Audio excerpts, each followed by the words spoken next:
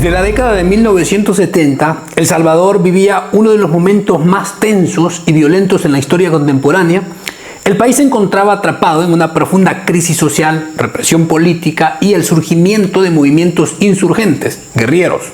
Mientras tanto, sectores del aparato estatal, grupos paramilitares conocidos como los Escuadrones de la Muerte, perseguían y eliminaban a personas disidentes, gente que se identificaba con el lado de la izquierda o los autodenominados revolucionarios. Ese día en la tarde, el gobierno emitió un comunicado en el que responsabilizaba a la Coordinadora Revolucionaria de Masas por los incidentes ocurridos frente a Catedral y anunció oficialmente la salida del ejército a las calles.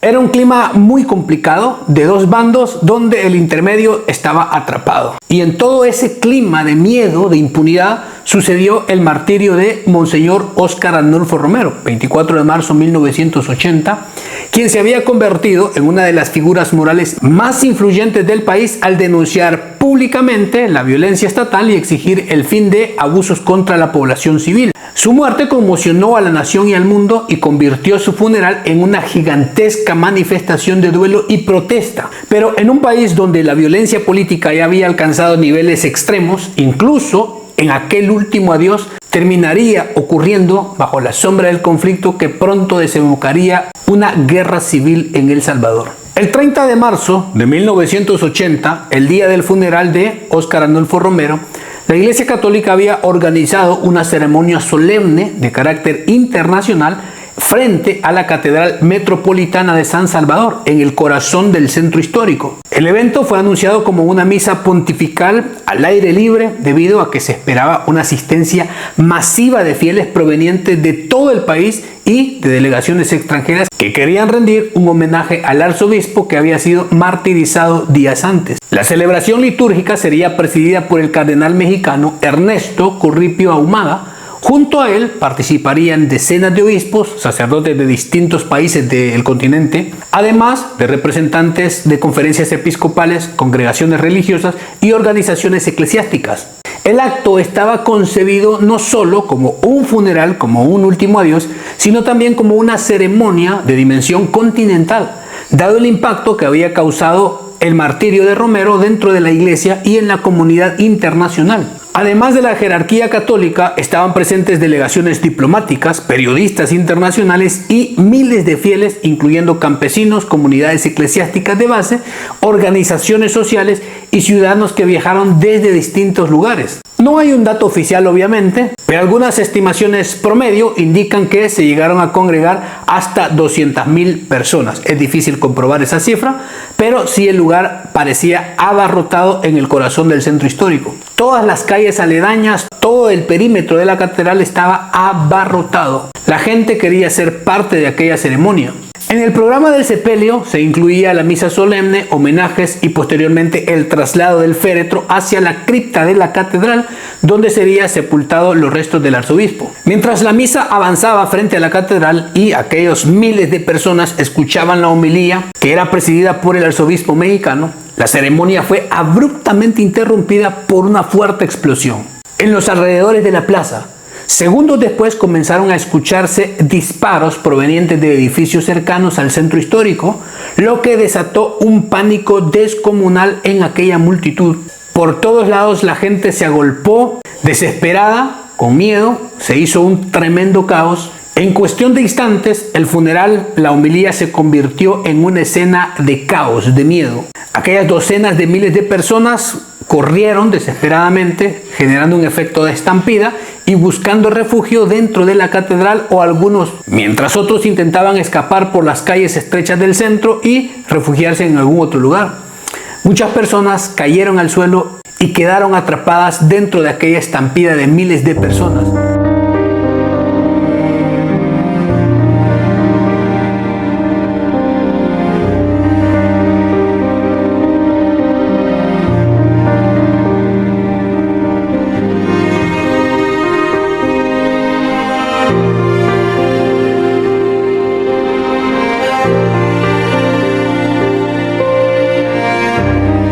Dicen que a pesar de todo aquel caos ya generado, continuaron escuchándose disparos que tenían su razón de ser. Dentro de la catedral, sacerdotes, religiosos, voluntarios comenzaron a trasladar a las personas heridas al interior para colocarlos frente al altar, mientras el féretro de Monseñor Romero era llevado rápidamente hacia la cripta para completar la sepultura en medio de aquel desorden. Como todos saben, esta cripta está subterráneo bajo la catedral y es uno de los lugares más visitados en el centro histórico, y hay un libre acceso que puede usted para ir a conocer la cripta de Monseñor Romero.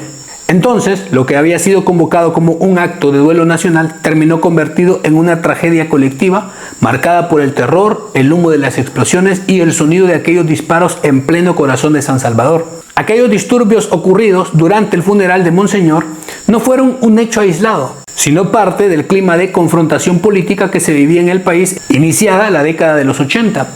La enorme concentración de personas frente a aquella catedral, aquel mar de gentes, de miles de asistentes, era vista por sectores del poder como algo más que un acto religioso. Podía convertirse en una demostración masiva de oposición al gobierno y a todo lo que éste representaba.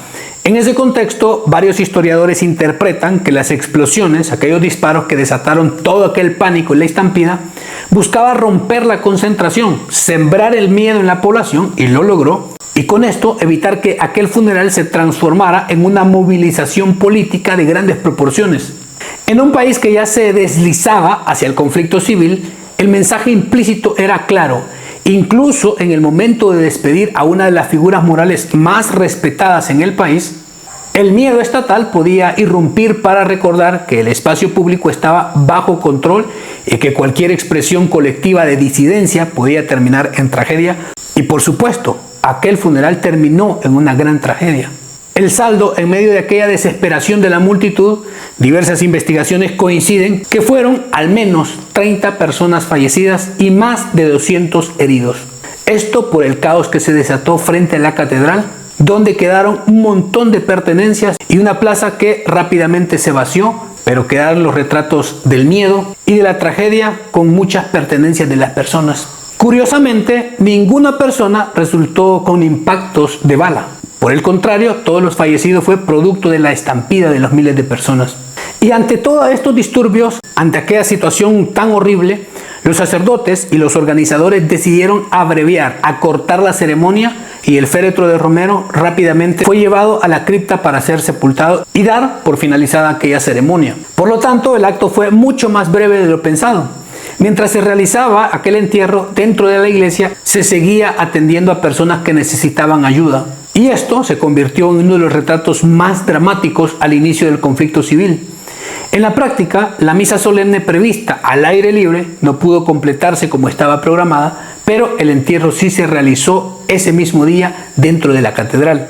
Así, el funeral terminó en medio del caos, del dolor colectivo, de una tremenda tragedia fuertemente recordada con tristeza en el pueblo, marcando uno de los episodios más impactantes de la historia en el contexto del conflicto civil.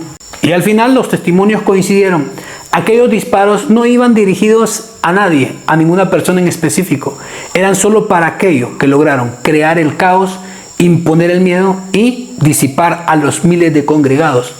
Muchos historiadores consideran altamente probable que sectores vinculados al aparato del Estado o grupos paramilitares de extrema derecha habían estado involucrados en estas acciones.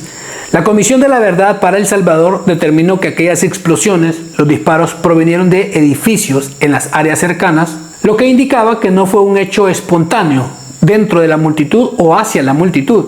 Sin embargo, el informe también reconoció que no se pudo identificar a los responsables materiales debido a la falta de investigación efectiva en el momento, y el Estado tampoco investigó nunca tal hecho. Entonces, en aquel momento, la parte político contrainsurgente veía como peligrosa aquella congregación de miles de personas. Temían que eso ya fuera una demostración pública de respaldo popular hacia sectores que ellos consideraban peligrosos.